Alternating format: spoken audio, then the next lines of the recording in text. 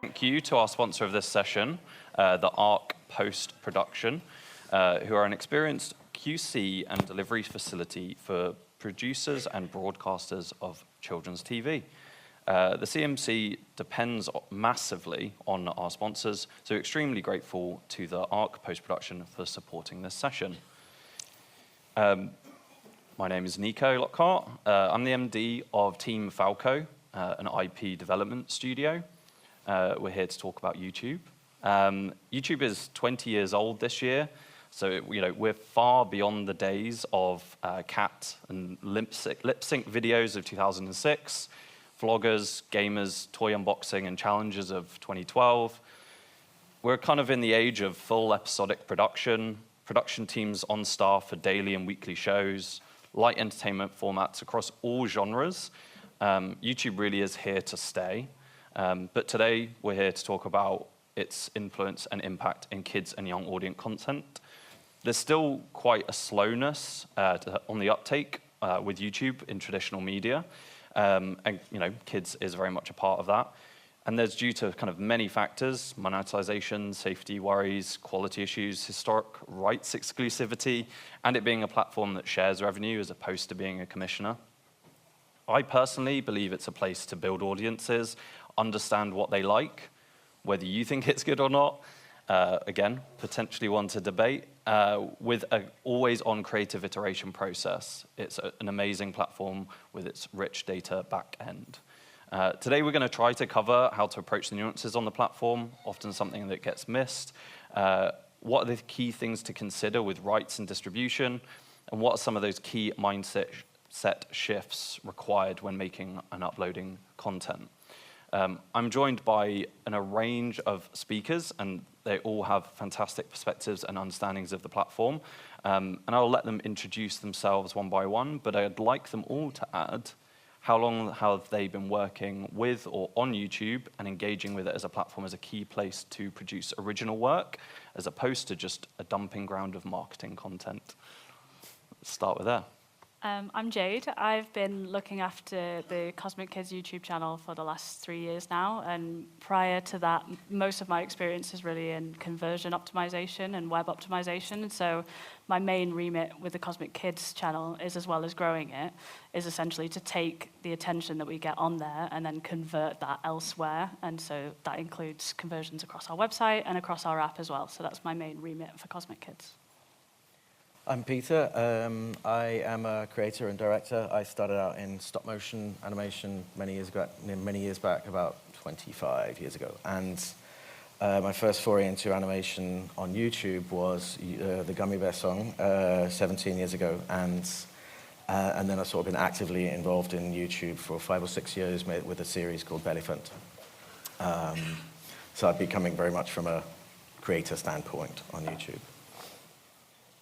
Hi everyone, I'm Gila. I run 8 Lions. We're a team of ex-industry folk that all met at Moonbug, and we have set up this company to try and help the industry kind of navigate this new world and meet the needs of kids where they are, but also the needs of broadcast or platform partners simultaneously in an ideal world. My experience with YouTube goes back a fair old while, from when my kids were young. I initially came to it with skepticism, but looking at their behavior on that platform kind of really opened my eyes to the opportunities within that space. And then kind of through work sense, I've been working with YouTube since my days at Moonbug in 2019. And really, it's a fundamental part of everything that we do at 8 Lions. Hello everyone, my name is Vishal. I am the greenest of the group, I believe, on both YouTube and the kids world. So I have been working at YouTube for the last 4 years. Started by setting up our YouTube Health initiative in the UK, and have more recently been also looking after our kids content. And so looking after some of our big partners on the platform, but also setting up ecosystem development initiatives, and you'll hear about those later from my colleague Myra around the launchpad that we've been running and things like that. So, yeah. Thank you. I'd like to just start to kind of throw it to whoever would like to answer. Why do you think audiences are migrating to platforms like YouTube? Shall I start? Do you want to start, Jade? Yeah, I mean, I think accessibility, obviously massive. It's free, so it's super low barrier. And then the scale of the content on there, like sometimes I actually find it hard to get my head around just how many videos you can find in terms of the breadth and depth of content on YouTube.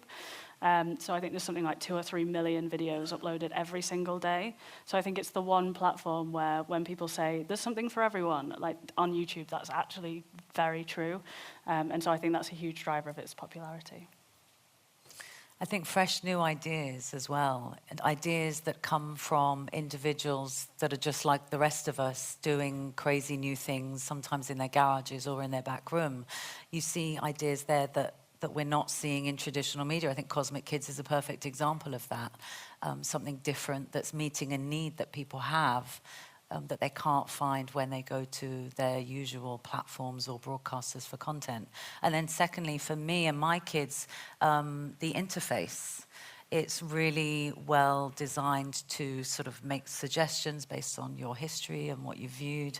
And the navigation is easy enough for a 3-year-old to handle and move from one thing to the next. So I think both of those things together for me is what I've seen as the reason why it's so popular. I think also, I think it's easier for kids to find their people if they have whatever interest they may have. It's there. And there's kind of a rawness to it that they engage with much more easily than... Yeah, exactly. A lack of filter. Pete, I'd like to ask you, as a kind of animation director who's worked on a kind of vast different levels of premium content and features, and what is it that you like and love about working with as a creator on the platform? Yeah, so I came from much more traditional animation sort of features and series, and I directed a CG feature in 2011, I think, and yeah, lots of that kind of thing, and I love that. But the time perspective is much longer, and you do an awful lot of development, and a lot of it, just the nature of the beast. It doesn't. Some things go somewhere, some things don't, and. For me, YouTube was a great kind of antidote to that because it's very direct. And also, I always missed the feeling that when you finish on a big job, you don't actually know. Like, we can all be convinced of our own genius and congratulate each other, but we don't actually know until we ask a 6-year-old. And on YouTube, you have that, or how old they are, you have that very directly. You have that contact with the audience. So you can gauge if it's landing or not. And quite often, the things we think would be incredibly popular aren't necessarily the most popular, and the thing that you spend 2 weeks on and you do it very easily, suddenly that does, 1.5 million in a week or whatever. And that's very educational, I think, as a creator. And freeing, actually. And also, I think the audience is honest, they don't, and it keeps you honest as a creator in a way, because you sort of have to suck that up if it, it's like, but it's genius. Well, no, it isn't, because they don't like it, So I think that's really, really good as a creator and for your perspective. Sheila, what do you think the opportunity of utilising YouTube could be?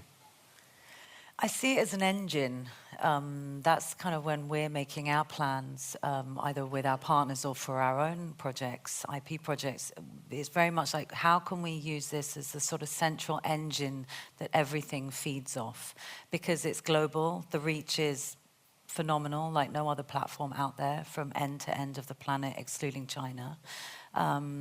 You have the ability to constantly iterate and change. It does take a mindset shift of going from perfection to being comfortable with imperfection and, uncertainty. But if you get comfortable with that, you can use that to your advantage and, use that data if you're able to sort of, learn how to manage that volume of data really to your advantage. So putting it at the center of everything that you do and then using it as a means to follow your audience in the other places where they are. You give them those multiple touch points which create that franchise, essentially, that we're all looking for. Michelle, what do you think some of the challenges and hurdles of starting YouTube today for a kids or young audience creator, or, like many people in the room, potentially an existing producer? Yes, I think between those two groups, there's probably a slightly different way a perspective, a different perspective that they would have, right? But if you look at that first group about people who are just starting to get into the industry and they're sort of diving into YouTube as the first thing that they do, I think there's fantastic opportunity because it is such a leveler. It is so easy to get started on the platform.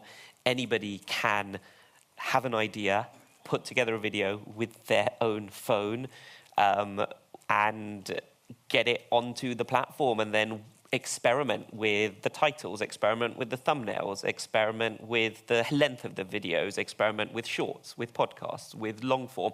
So the opportunity to put things out there very quickly, and as the others have said, see what the audience thinks about the content is very valuable. And you can do that at relatively low cost, where you don't have to commit to 10 or 20 or 30 episodes of something, and you can just give it a go and get started. So, actually, I think less than the challenges, there are brilliant opportunities on the platform. Now, with it being open to anyone and everyone, there is competition on the platform that you might not see on more of the traditional mediums, where you kind of have a very closed shop of a few programs that are elevated and promoted. And we have such a diverse range of content that there is competition to get eyeballs on your content. But I think that we allow the audience to decide what they want to watch. But when it comes to kids content, we also play a fairly heavy hand in saying, like, what is high quality content, and let's make sure that's the content which is elevated on the platform. And we can sort of talk about that in a little bit more detail afterwards. With that other group, I think it's a really interesting one, right? With those who have been there and done that and have been creating content with a different approach for a long time.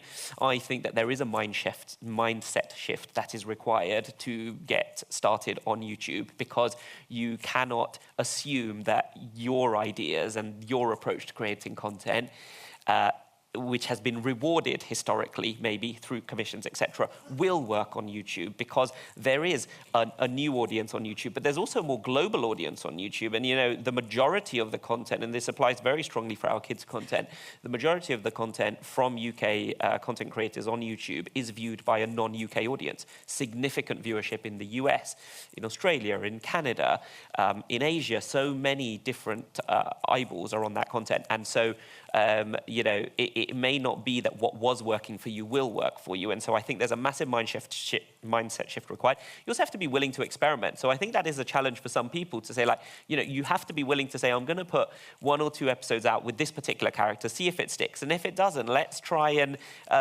bring another character to the fore and see what the audience thinks of that character, as an example. Let's try shorts and use that as an experimentation ground to then say, let's put up 20 shorts with slightly different narratives, and let's see which of those shorts are most popular, and use that most popular short as an inspiration for a longer form video. So I think it's that type of approach, which is a little bit more agile, fail fast, and kind of rework things, that is a little bit of a challenge.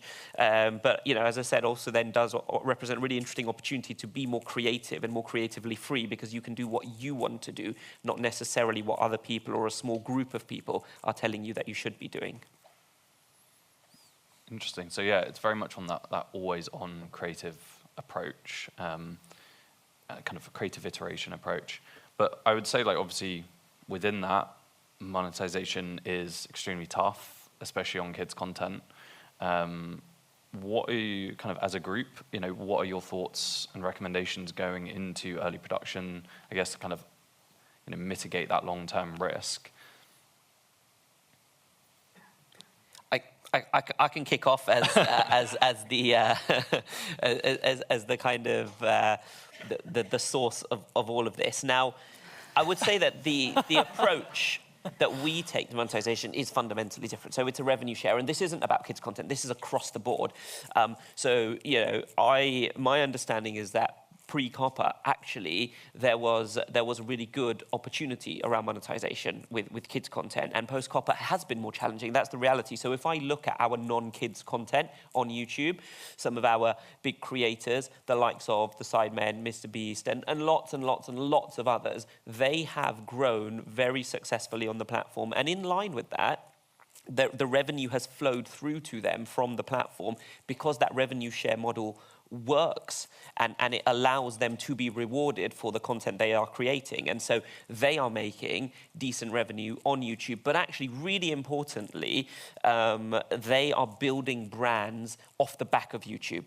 And so that's the bit that I think is the real opportunity for our kids content creators, because there is nothing stopping our kids content creators going off and doing that part. Now, so I want to separate into those two different things. So if we start with the monetization piece, so I appreciate that it's more challenging because of copyright. The reality is that advertiser demand has slowed down, and it is more difficult in a world where you cannot target adverts the way that you would maybe have liked to or were previously able to.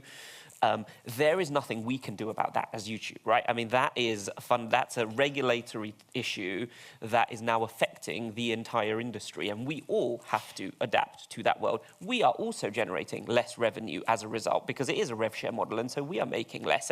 And you know, the fill rate on kids content is relatively low. There is a lot of inventory that goes unfilled where there are no ads placed on it, because it is more challenging. It's a challenging environment. So, you know, we are trying to do what we can. And so, for example, we've introduced Made for Kids shopping recently, which is hopefully another outlet for our partners to start generating some revenue on the platform. We are exploring other ways that we can help our kids content creators generate revenue. But you know, I think that it is a more challenging environment, and I will be honest about that. And you know, I think that is affecting everybody, and there's a limit to what we can do about that. But I do think that the rev share model overall is a model which has value and has worked and can work. And then just briefly on the second part, like building your brand using YouTube. And I think that, you know, Jade's work and Cosmic Kids Yoga is a really good example of that, where they are a YouTube first brand that put all their content on YouTube, but then decided that actually, as a result, we can now develop an app, and we can charge people for the app, and we can put some additional content on that app. We might be able to go out to the likes of Sky Kids and others and create partnerships with them, because we've demonstrated success of our content on YouTube. And so the eyeballs and the views and the watch time that you can get on YouTube can be really good leverage for other things that you might want to do. So you might want to then develop physical products and sell those, whether that's on YouTube or off YouTube.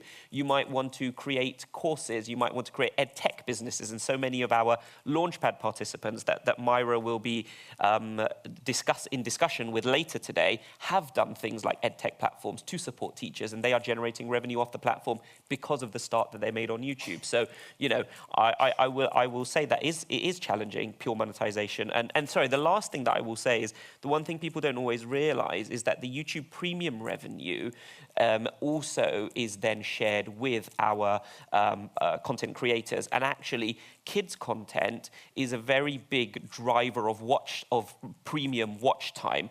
And some of that will be because parents are saying, actually, let's subscribe to YouTube Premium so that we can then allow our kids to watch this content without any ads. And the proportion of watch time that is coming from a YouTube Premium subscriber is directly in line with the revenue that you then receive. And so if you are creating content that is particularly popular with premium subscribers, i.e. high quality content, often kids content, full episode content, that's the type of thing that will then help you generate that premium revenue as well, in addition to the ad revenue. And we're seeing a significant growth in that premium revenue over a period of time as the number of subscribers that we have on the platform grows and grows. I'd like to focus in, I guess, more on those creative and production challenges. So Pete, I'm going to throw it to you. Just, you know, what have you faced, and how do you kind of approach and solve those problems when in development or production? I think simplicity is, that's kind of a good practice in any creative endeavor. I think really, just trying to keep things as simple and as clear as possible, especially in those first few seconds. You know, it's, you know, in old speak, it's like hooking the audience. But I think it's about more than that. I think it's about making sure the stakes of the story are very clear and engaging them. And then after that, you don't have to be frenetic with the pace or anything like that. You just have to accept that there's a lot of competition in those first few seconds, and then once someone's into it, then hopefully they'll keep their interest. You know, but you see all that on the data, so it's very helpful. In terms of actual production, I think prioritizing is very important. Like, what's important? We don't do lots of flowing hair and all those very obvious things that cost lots of money, because you don't need them. And in my experience, kids quite often don't really notice a lot of those things. You know, they'll notice the character's attitude, the way they move, the way they act, the way they speak, but a lot of those things you can design your way out of, I think. And then, yeah, so having few environments, few characters, but using them for a lot is something that we do. We've always sort of taken the approach that we'll do high quality, sort of television quality, as it were, but with a broad viewership on YouTube. And of course, that's difficult, and we're very lucky that we can do that. But that's been our approach, and so far it's been working. And then also, yeah, another thing I was thinking about was changing the process according to what clip you're doing or what the situation is. So, you know, some clips, if we don't have enough time, we'll do a video animatic instead of a storyboard, and just some of them we've used little bits of mocap. I think changing the process and being fairly agile definitely helps. Yeah. There's something interesting you said just about kind of like the pacing and things, and I think again that kind of comes back to, you know, there is an assumption that you need to kind of have highly stimming content on YouTube, which, you know, there's definitely some of that there, but in terms of Cosmic Kids, it's a slower pace content, and you've still found that success. So I'd love to kind of just, you know, what do you think about kind of tone and pacing? Yeah, definitely. I think there is an expectation around what content on YouTube should look like and the pace that it should go at, and I think it's becoming a thought process as people think it should be faster than ever, especially with Shorts and TikTok. You know, there's definitely an impact there on attention spans, and I do think that has an impact on what people's perception of made-for-kids content is on YouTube. And it's definitely true. You do need to get buy-in in the first few seconds. You know, your thumbnail does need to grab attention, otherwise you're just not going to get those views in the first place. But I think as well as thinking about, okay, what does the YouTube framework look like for best practice of content, it's also important to think about every child is different and they're watching it in a different environment. And so it's more about matching up the content that you serve, and for us that's kids yoga, and where that could be consumed by the child, and whether they're, you know, watching with a parent or a sibling, whether they're watching in a classroom with a teacher. So from that point of view, we've got three audiences to think about. We've got the child, we've got the parent, we've got the teachers. And so really, you know, what we try and do within the framework of YouTube and best practices is basically align our content with where it's going to be served best or hit best with that child. And so thinking about, you know, most of our views are on TV, and so it's often overlooked for YouTube. People think that everyone's consuming it on mobile phones and tablets, and that's just increasingly not true. And so just like children, just like adults, children really expect to watch different things at different times. So although they have their favorites, and that's important as well, I think, you know, they might want a fast-paced video about trucks in the morning, and then they might want a science-based explainer in the afternoon, and then in the evening they might want a read-aloud bedtime story. And so there isn't a hard and fast rule of, right, I'm just going to copy this YouTuber because they've done the best. It's more thinking about your intent behind the content, and then how that matches up with the viewing habits of that child within the context of YouTube, if that makes sense. Yeah, totally. I mean, I think that pulls us nicely on to kind of just talking a little bit around the challenges around sort of safety and quality. So I'll quickly throw it to you. What does the YouTube Youth Digital Wellbeing Initiative really mean? Because that's there's a lot of words in that kind of can mean lots of different things, but it's like, what does that actually mean for the people who are a part of it, and what does it kind of want to achieve? Yeah, no, absolutely. I will say it reinforces the approach that we already take to kids' content on the platform, and that our partners take as well.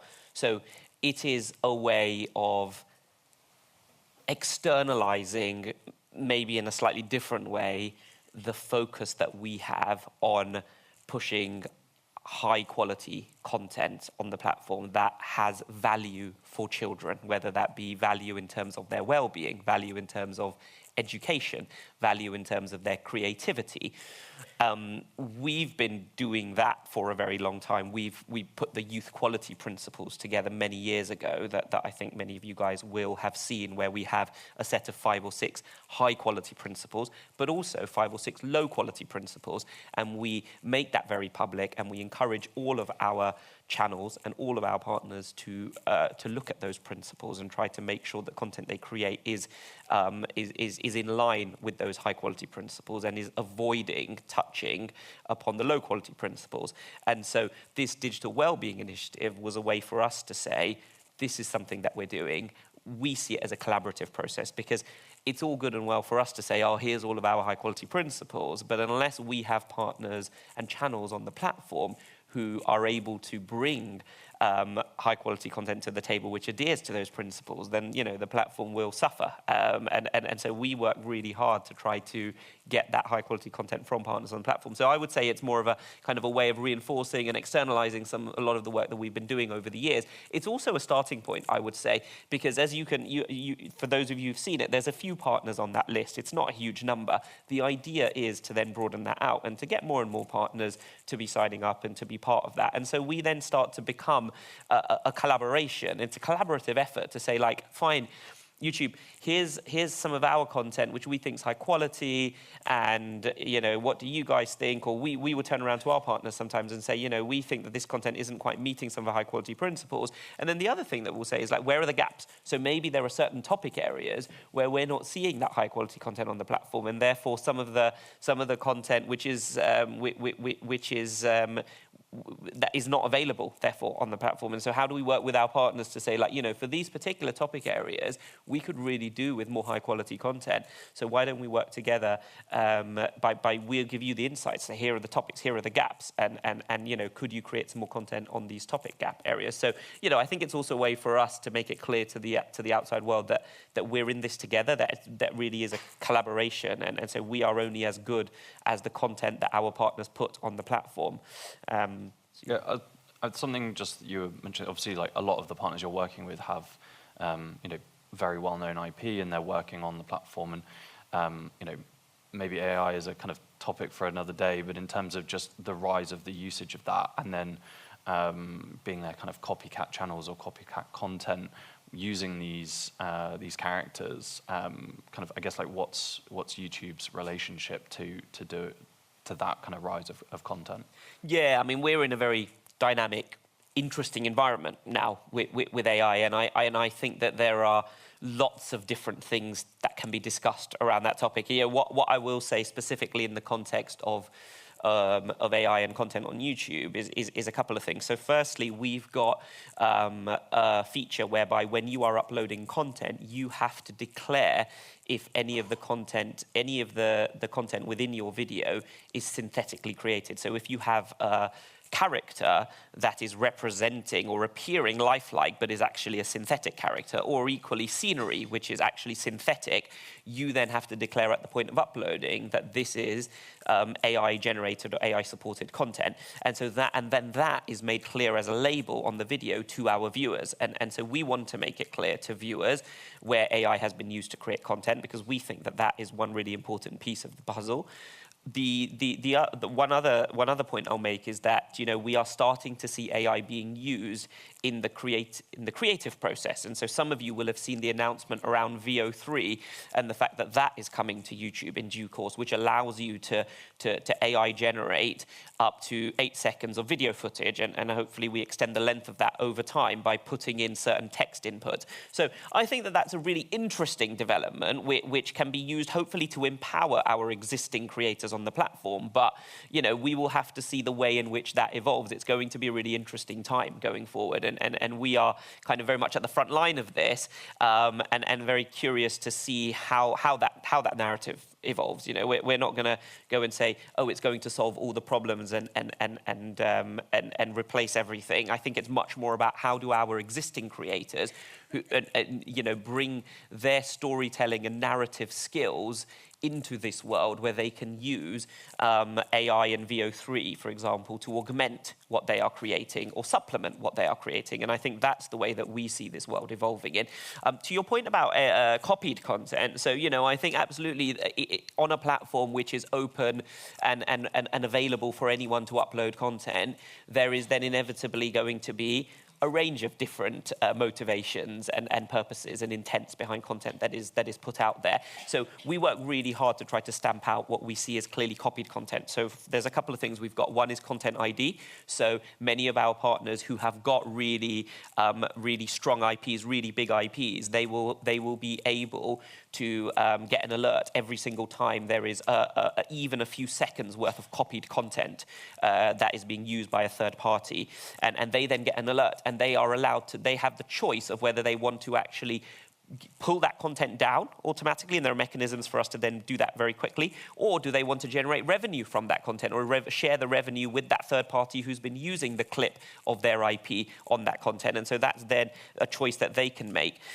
We are also very cognizant of people sort of taking IP and then tweaking it slightly or adapting it and putting it into a different context, so it's not strictly a true copy of the content, but it's being inspired by somebody else's IP. And so we're working very hard with our partners to identify those types of examples and make sure where that is happening and there are bad actors behind that who are basically, misusing other people's creativity, that we then start to reduce the visibility of some of that content in the algorithm as well, so that we respect and elevate the original rights holders and IPs. But I will say that requires strong partnership, because we don't know who is the rights owner of the content. That is for our partners to tell us and inform us. And so we then are dependent on them coming to us and saying, actually, this is copied content, and they'll submit a DMCA takedown request, or they will have a conversation with us, and we then work on solutions together around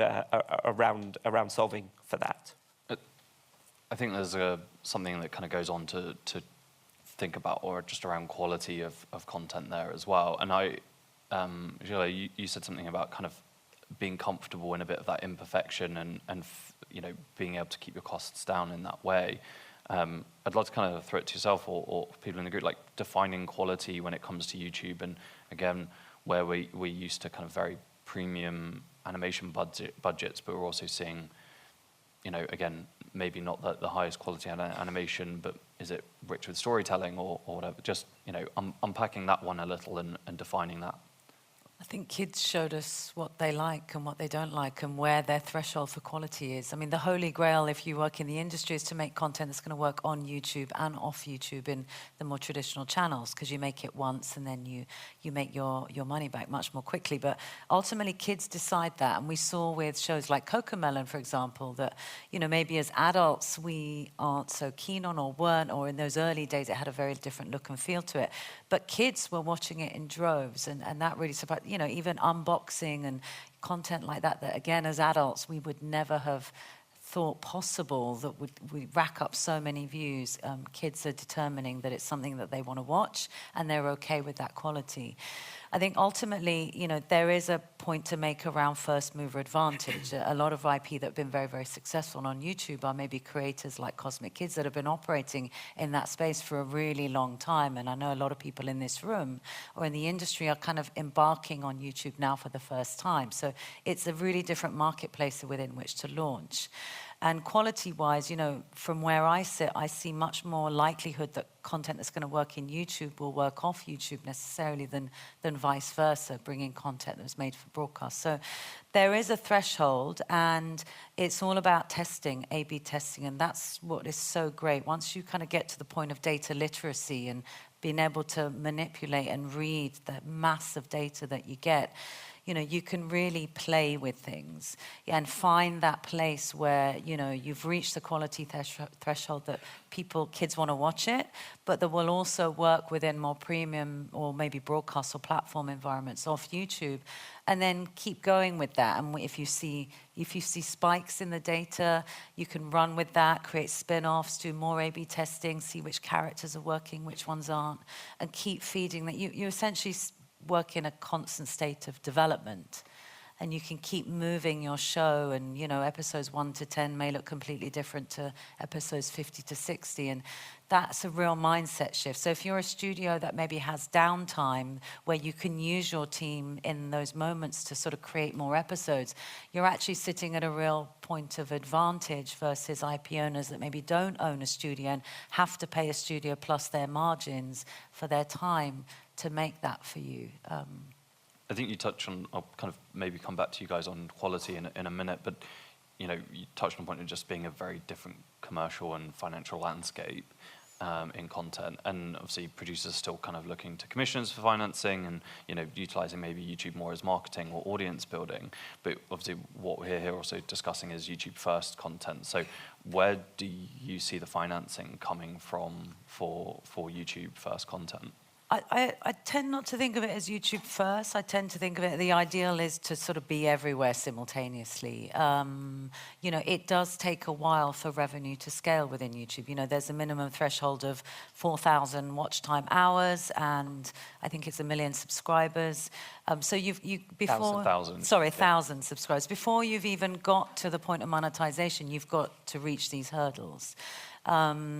The way we're thinking about it and approaching it is to be, going back to that sort of franchise planning model of, if you're just in this to make a show, it's going to be really difficult to raise against that significant raise. If you're thinking about this as a show that has multiple manifestations into licensing and toys and events and gaming and all these different offshoots, and you can plan for that in advance, and you're kind of creative and entrepreneurial about where that money comes from, and you're looking outside maybe the traditional commission model of expecting or hoping for one big check that covers the cost of it, those big checks will handcuff you.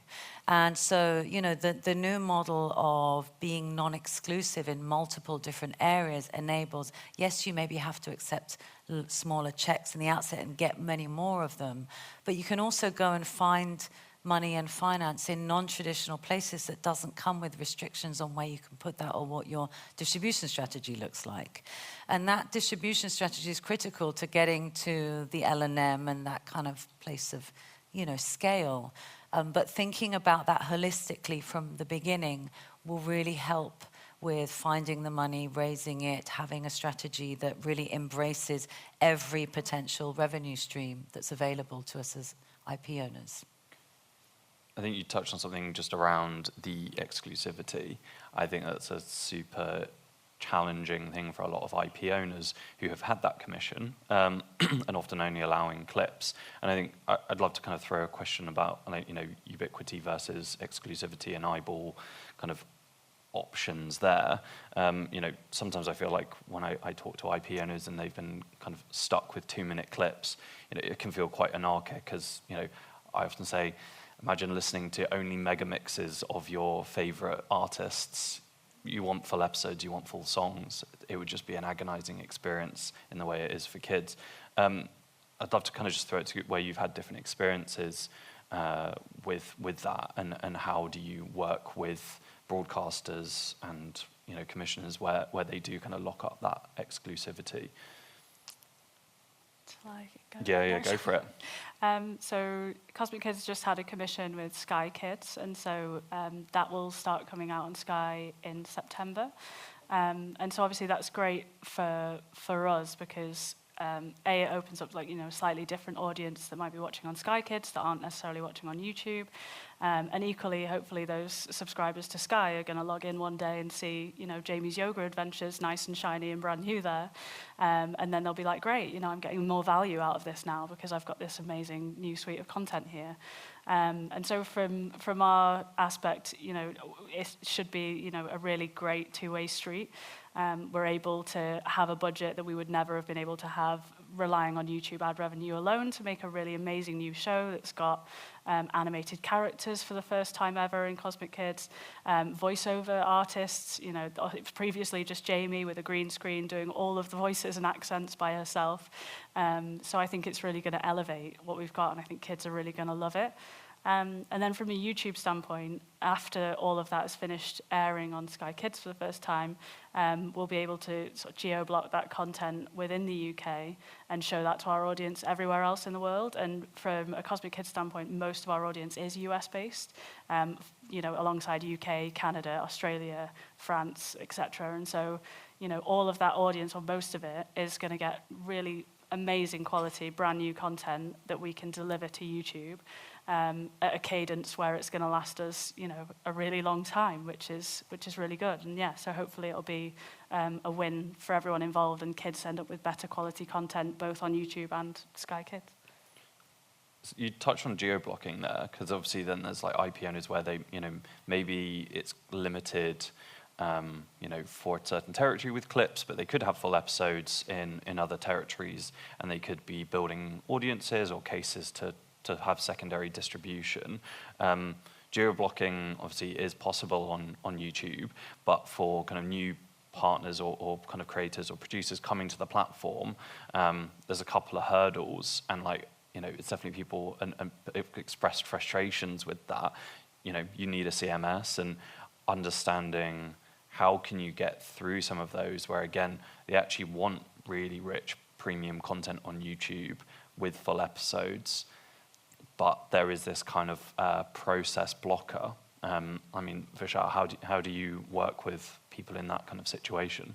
Yeah, no, so absolutely it's a challenge. First thing I'll say is, as you say, there is that opportunity. So YouTube does have that scope to geo-block if you have a CMS in place. Now, it is a complicated process to set up the CMS, but then also for us to manage the CMS. And that's why we kind of have made that available to some of our partners who've got a significant amount of IP, which has got significant restrictions on it. And so, some of the BBC content is a really good example. Some of the Hasbro content with all their Peppa Pig is a really good example. So there are some partners who will directly have a CMS and can then do that geo-blocking. There is a long tail of organizations and channels who I'm sure would like to geo-block one or two things that they maybe have got in their portfolio, and that is a challenge because it is truthfully hard for us to scale that to everyone who would want it because of the human touch that is required to then manage those CMSs. And so, currently what we suggest to those channels is they try to work with a third party who does have access to a CMS on YouTube and geo-blocking rights, and you leverages that third party CMS. They may not leverage channel management, production capabilities, et cetera, from that third party. It might just be to manage the CMS. So that is one solution, and there are various partners of ours who will do that and work with you on that. We are also looking into how do we scale a CMS or the geo-blocking opportunity to more of our channels, cognizant that will enable more and more of that kind of traditional production agency model where they have got content locked up with geo-block and restricted in certain geos. How do we get that onto YouTube, and how do we scale those CMSs to more partners? So that is something that we are looking into and trying to find ways to do that. So that's a very active conversation internally for us, but it's very much work in progress. But as I said, otherwise at the moment there are a range of different third parties that we already do extend the CMS to that you could be working with. I want to add something on geo-blocking, though. It is detrimental to growth. Now, there's various schools of thought about how much that will detriment your growth, but if you really want to go global, geo-blocking is going to really hurt that growth. I mean, we've seen it with multiple different partners where they lift a geo-block and the channel just soars. So where you can, avoid it at all costs, and that requires a very close relationship between your channel management team and your off-YouTube distribution team, because those exclusives are coming from either a commission or they're coming from distribution deals, usually with broadcasters, particularly, where you're selling linear rights, they will then want exclusivity across other rights. And that's a real challenge for the industry. I get it, broadcasters paying a license fee, they want to have a point of difference. But it's really going to inhibit growth. And I think there has been a school of thought of if we go non-exclusive, it's going to impact us, it'll make our content on our platform less valuable. But actually, we're seeing time again that there's this halo effect across the board. The more places it is, the more the brand is growing and positively impacting. So make sure where you can to be really closely aligned with either your own internal distribution teams or your distribution partner to minimize that as much as possible. If you're giving away exclusives, be really narrow with how you cut that cake. How do you feel about like how that could potentially be solved then? Do you think it's more of a windowing model? Do you think it's more about a kind of like, again, partnership in terms of just looking at that full holistic approach and audience build? Yeah, what would you potentially feel like some of the solutions could be? Find your money in really creative ways and don't just rely on massive license fees, because then you can do many, many more deals across the board. I think where you can be really very specific with what exclusivity you're giving away, you know, not all VOD rights, for example, or, you know, maybe really limit it to either free TV or pay TV in a certain language, in a certain region. Giving away English is really detrimental because it's the #1 language on YouTube. So if you've given away all rights for English, suddenly, you know, your biggest opportunity on YouTube is taken away from you. So yeah, it requires really sometimes hard negotiations and real collaboration with your distribution partner or your internal teams to make sure everyone's really aligned on that. Going to kind of a little bit more about that early setting up of a channel. You know, we see, you know, different growth kind of timelines and things for different IP, and often the thing that comes up is discovery. How do you guys kind of apply and think about discovery through, you know, and where does discovery come in the pipeline of, you know, development, creative production, and actually like just at distribution? And what are your different experiences and thinking about that? Well, my experience is just around essentially considering YouTube as basically what is the top of the funnel for Cosmic Kids. And so in terms of generating revenue, we really need to get people away from YouTube and onto other channels, which is obviously a big challenge in itself.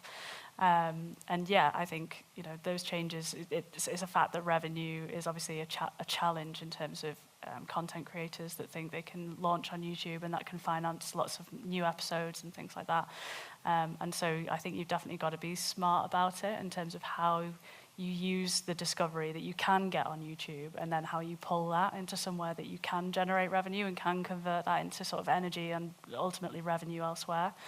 And in terms of discovery, I would just say, like, use everything available on YouTube. So there's podcasts, there's lives. We live stream our episodes and just use a program called Restream and basically put them on repeat and theme them around certain times of year. We use YouTube Shorts. We try and leverage those at certain days of the year. So Star Wars Day, for example, you know, we'll do something specific around that. Christmas time, it'll be all Christmas content. You know, it kind of writes itself in a way. But kids love seasonal, and so discovery really is about leveraging all of those things on YouTube. But then once we've got them there, trying as best we can with the limitations of the platform, of which there are many, to sort of pull them away and then drive revenue across for us, our app and our website. For us, I think it takes a long time to build a channel from nothing because there's so much out there now, right? So it's we started with a song, which became quite popular, and that helped a lot of the driving the discovery, but also on other platforms. Cross-promoting, if you have other, obviously we have both the Bellyfant project and Gummy Bear, so they can cross-promote a little bit, which helps an awful lot. But yeah, I think music definitely helps, which obviously with Cosmic Kids, that's also a huge driver. Yeah, and then using the other platforms as well, but of course you're limited a little bit with Instagram and all those things just because kids aren't on those platforms, so we tend to stay away from those a little bit. YouTube doesn't commission content in the UK, but it does in some territories, and it specifically partners with, you know, various screen bodies to support the kind of creative industries and the changing consumer habits. I guess kind of like why is this, and where could there be an opportunity for this in the future within the UK? Yeah, sure. So, to be clear and to clarify, the approach that we have always taken and will always take is that we are a distributor of content. So we don't commission content per se. So there's been a couple of things. So historically, there was a team we had called YouTube Originals a while back that some of you guys may remember, and we would actually we had a little bit more of a small element of what we were doing was a little bit of a commissioning model there at that period of time. We realized that we're not very good at that. And I don't think any kids content was involved actually in that. There was other types of content. We're not very good at that. I mean, we are now in a world where there are so many people doing so many things. You really have to pick your niche and be good at it. And what we realized through that experience is that we are extremely good. Our secret sauce is distributing, is building out a platform that is accessible to everyone, that is enabling a diverse range of highly creative content to be made available to the entire world in lots of different languages, targeting lots of different communities. And so we sunsetted that, and I don't think we would go back to that world of actually commissioning content. Now, some of the programs that we've had, so I think you Nico, there's one program in Australia that there was a period of time, I think earlier this year, where we had worked with Screen Australia to fund very much up-and-coming or brand-new content creators to develop the skills around content production. And so there are times when we will put investment behind the acceleration or the development of skills for a new generation of creators, and sometimes that will be in-kind support. And Myra's session at 5 o'clock this evening is going to talk about one of those examples. In the UK, we have our Launchpad, which is in-kind support over a 2-month period to a large number of up-and-coming creators. In Australia, we worked with Screen Australia, and we were able to unlock a little bit of funding, which funded a program of support for them, which showed them how to film, showed them how to create content, showed them how to develop high-quality thumbnails, think about the titles, think about storytelling and narrative. And so it wasn't a true commissioning piece whereby we would say, here's some money, go and create content. It was more of, here's some money that we are going to use to help train you guys up to be able to empower you to then create content, with a view to you kicking on and creating more and more content on YouTube without any follow-on funding. So it's very much a kickstart to get started. And there are certain countries and certain periods of time and certain partners that we can work with. And one other example I'll give is the recent creator consultation survey that some of you guys may have seen that we put out. And we are now going to work with the National Film and Television School to launch a creator incubator, which will be a training program for up-and-coming creators to create content that is hopefully going to be effective on YouTube. And we will put some funding behind that incubator to provide that training to the next generation of creatives. And so we see that as one of our roles to play in the industry, to bring up this next generation of creatives and help them to understand what it takes to create content that is suitable and successful on YouTube. So that is the type of category within which we put some investment. But ultimately, I would label us as a distributor, and that is the way it will always be going forward, I believe, with additional support for the next generation of creatives in terms of upskilling them. We're kind of coming towards time, but I definitely want to make sure we get some questions from the audience. So, yeah, I don't know if we have a couple of mics floating around and questions. I can see a hand at the very back, and then also at the front. But yeah. So I was just reflecting on what you were saying, Vishal, about how in 2019 Made for Kids came in, and as a result of needing to comply with COPPA, but it killed the advertising model, or radically damaged the advertising model. And yet, and yet you say very clearly here that the rev share model is here to stay. It does appear like children's is a really important part of the YouTube strategy. The advertising model and the rev share model doesn't really work. It's still funded on sweat equity. Have you thought about reducing your rev share take, which I think is 45%, for kids content, acknowledging that your own teams can't hit the ad fill rates, etc.? Because that would be a major shift to support an industry who are funding a lot of this innovation on sweat. Look, I think that it's a fair question, and you won't be surprised to hear we've been asked that before, right? I will have to be really honest and say it is way above my pay grade to wade in and create bespoke arrangements for certain verticals, because there isn't a precedent at YouTube for doing that. Now, I'm not going to turn around and say, of course, we would never do that, right? But it's also way above my pay grade to say we'd never do it. I think it's a fair question, and I think that it is something that should be discussed internally. But equally, we don't have a precedent for it in other verticals. And it's also very challenging because it's ultimately still the same model. It's still that rev share model. So, I mean, I don't know. I suppose that it could help, but it isn't going to be a sudden shift to upfront cash for creation, which is, I think that the model that traditionally a lot of producers would be accustomed to. So it may help, but it does feel like it wouldn't replace, in a like-for-like way, that traditional approach and model. But, I have tried to answer all the questions that Nico's thrown at me, but this one, I can't give you a definitive answer. I would have to say that it's a very fair question. And then there may be powers that be that are looking at that. But I don't have any kind of updates on things that we are actively or imminently doing in that space, unfortunately. So.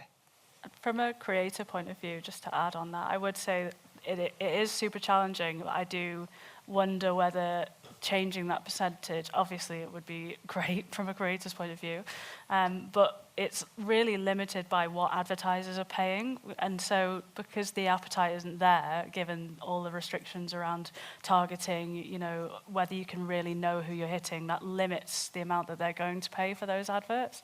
And so I think it's kind of, that's the stem of the problem rather than how much percentage YouTube are paying, if that makes sense. I would just say, so from our point of view, I don't think if they change their percentage by 5% tomorrow, we're going to be able to be like, well, we don't need the app anymore to fund the rest of the channel.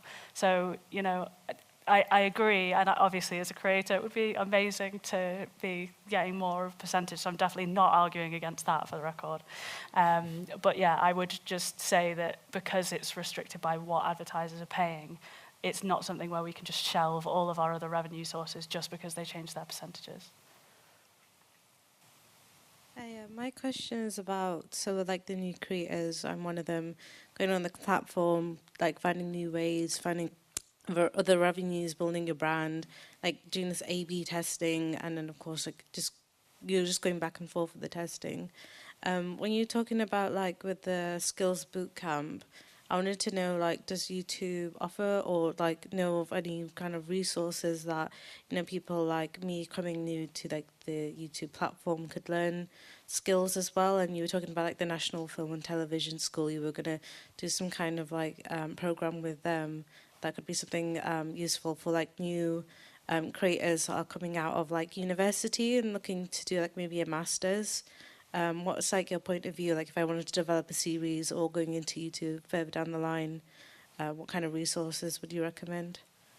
Yeah, so as I said, there's quite a lot of programs that we are trying to put in place around this. So the incubator's one, so it's worth looking out for that. Myra is going to do a session later today where we talk about our Launchpad. It's the first time that we've run that. It's a 2-month support program where we've had weekly educational sessions, deep diving into things like monetization on YouTube, things like titles and thumbnails, things like dubbing and multi-language audio. And we've had guest speakers, for example, Jamie from Cosmic Kids Yoga has been on, and Maddie Moat has been on, and others have been on to talk about their journey on YouTube. So that's something that we will hopefully be able to replicate in other geographies and regions, but also run again for the UK next year. And so that's another thing to look out for sure. And one other thing I'll say is that we're trying to see how we can start embedding some of this content creation skills into traditional curricula into school curricula, into university curricula. And so just with my health hat on, we are working on a project with a few medical schools where we bring health content creation into the medical school curriculum and also into the postgraduate training programs for doctors, so that as the next generation of doctors grow up, they are adept at creating content. And so it would be really nice to see how we might do that for, I don't know, maybe the teacher training program and put some content creation skills into programs like that. So that is another strand that we are very actively working on at YouTube, and would welcome any collaborators on that front and any ideas that you guys might have. And that is somewhere where we would like to put some investment in order to train up the next generation like yourself. I think we're at time. So a huge thank you to our sponsor of this session, The Arc.